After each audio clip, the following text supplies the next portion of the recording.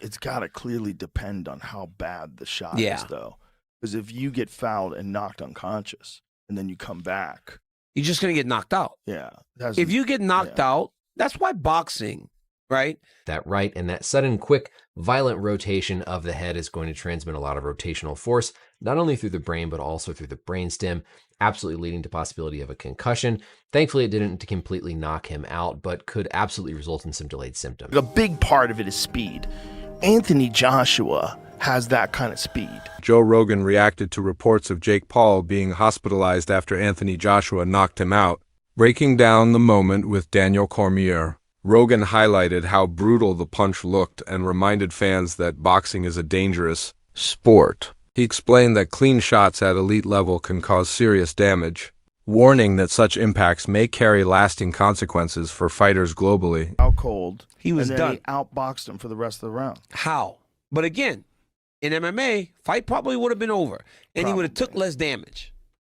Right, but isn't that a better... Sports physician Brian Sutterer analyzed the aftermath of the knockout with a composed medical perspective. He said the result itself matched expectations, but the real alarm followed when Jake Paul revealed he feared his jaw was fractured. Sutterer explained that a broken jaw was certainly possible given how Anthony Joshua's right hand landed flush on the left side of Jake's face. However, he emphasized that concussion risk was the primary concern. He noted jaw fractures often become secondary to dangers involving the brain, neck, or airway. The violent head rotation from the punch likely transmitted rotational force through the brainstem, increasing concussion risk. Although Jake was not fully unconscious, Sutterer warned delayed symptoms could still appear. Jake's stunned reaction suggested he immediately sensed serious damage after impact. Not the outcome that we all expected.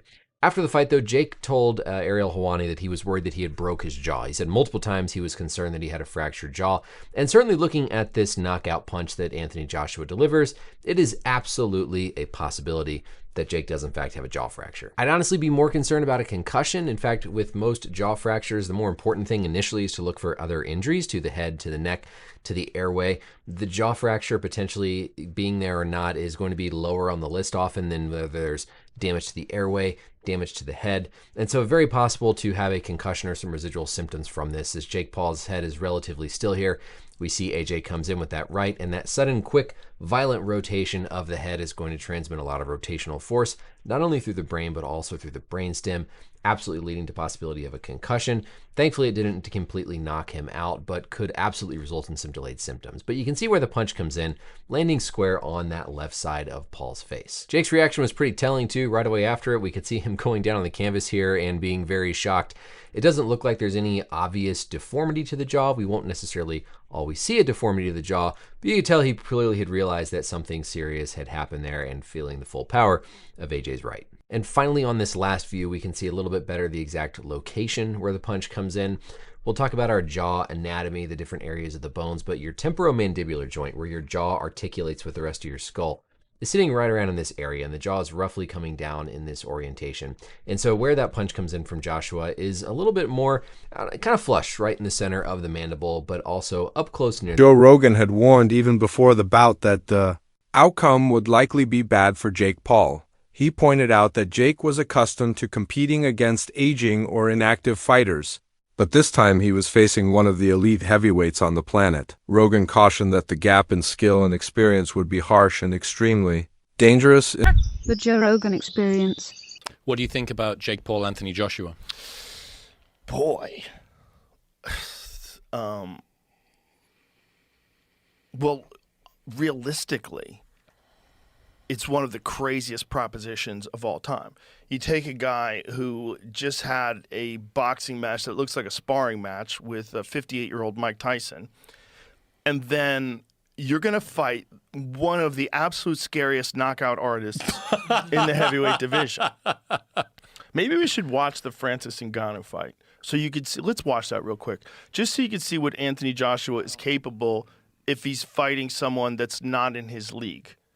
Okay, look, Usyk beat him, and he beat him twice, and Andy Ruiz caught him in the first fight and dropped him and stopped him. Fallout from Jake Paul sharing the ring with Anthony Joshua triggered strong reactions throughout the boxing community. While some fans, applauded Jake for having the nerve to face such a dangerous opponent. Many respected figures strongly disagreed with that praise. Luke Thomas was among the loudest critics, rejecting the positive narrative. He stated that the response to the fight was massively overblown. According to Thomas, people were celebrating Jake simply for lasting, not for actually competing. He emphasized that Joshua was clearly not fighting at full force and intentionally held back many shots. In Thomas's view, this was never a true contest, but a controlled scenario where an elite heavyweight showed restraint. Jake's showing did not reflect technical growth, tactical awareness, or meaningful improvement. Instead, Thomas argued that Jake appeared overwhelmed, struggled to assert himself, and showed little genuine intention of winning the fight. Initially watched the Jake Paul versus Anthony Joshua fight.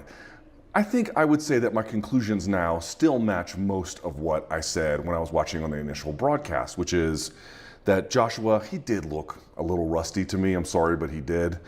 That Jake is, probably a little bit better than we suggested he might be. When I say we, I mean like the hardcore fight community, the fight fans, the people who work in the industry to a degree. Sometimes there is a suggestion that he can't do anything. And I would be like, well, that's a little much. He can do stuff. I mean, it's limited what he can do. It's very limited what he can do.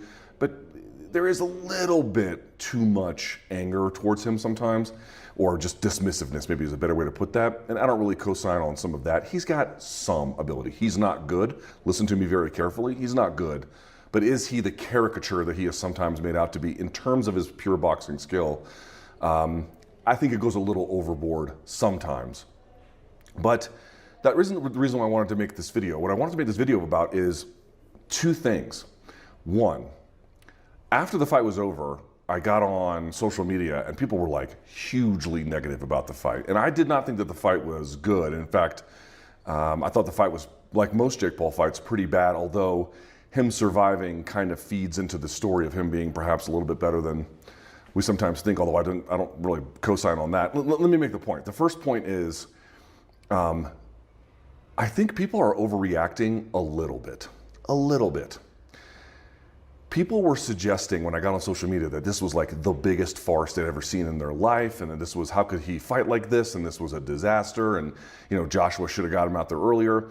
There is probably some evidence to suggest that I don't think Joshua was carrying him in the sense of, hey, they coordinated this ahead of time. But was Joshua really stepping on the gas? No, I don't think he was really stepping on the gas. There were times I think he clearly pulled. Lawrence Owaki looked at the situation from another perspective, but arrived at a similar critical judgment. He centered his analysis on the brutal nature of boxing itself. Owaki explained that a single mistake inside the ring can instantly end a fight, no matter the fame or preparation involved. In his view, Jake Paul choosing to face someone like Anthony Joshua was reckless. He stressed that boxing offers no mercy and that mismatches do not become acceptable simply because they attract attention. Owaki described the decision as unnecessary and careless, pointing out how easily the outcome could have been far more severe. Despite the strong criticism, some voices acknowledged Jake Paul's willingness to absorb punishment and keep going. After the fight, reports confirmed that Jake was taken to the hospital with a serious jaw injury. A few commentators saw this as proof of toughness, arguing that regardless of performance, Jake showed courage by stepping in with a fighter of Joshua's level. These reactions focused more on durability than technique. However, even those offering limited praise stopped short of calling Jake a legitimate professional boxer. The narrative centered on bravery, not skill. Enduring damage earns respect in boxing, but it is not enough alone. Courage without real competitiveness does not elevate a fighter's status. Jake's injury highlighted the physical cost of the decision and reinforced concerns about whether fights like this should happen at all. Go to the hospital. I think I broke my jaw.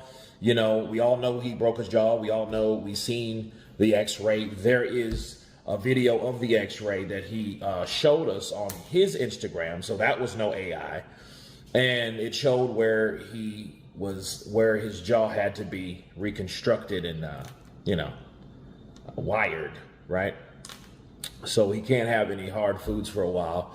And again, I think Jake Paul is going to get respect for that, because it's one thing, because we all know about Jake. I think the problem with Jake was he was bullshitting us by giving us fights that we didn't want to see, for one, and for two, wasn't giving us fights most of the time of the people that could beat him.